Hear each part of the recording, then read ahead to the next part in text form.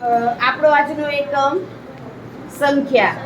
જો બે સંખ્યા માટે આ કાર્ડ બનાવેલા છે. કાર્ડની અંદર આકારો, જુદા જુદા આકારો છે. એ આકારો તમારે ગણવાના. જે વધારે આકાર હોય, માની લો કે અહીંયા 6 છે, તો તમારા 6 ગણવા, આને ગણવાનો નહીં. હવે હું તમને અહીંયા શબ્દોમાં લખેલી સંખ્યા આપું, એ તમારે અહીંયા તમારા આકારો પ્રમાણેની સંખ્યા પ્રમાણે ગોઠવવાના.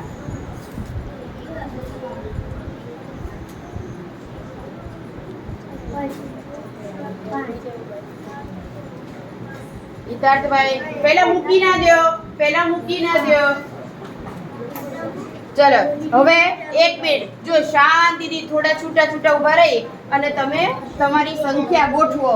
તમારી સંખ્યા પ્રમાણે તમારું કાર્ડ મૂકવાનું. ધીમે ધીમે એક એક મૂકો, દેખાય એવો.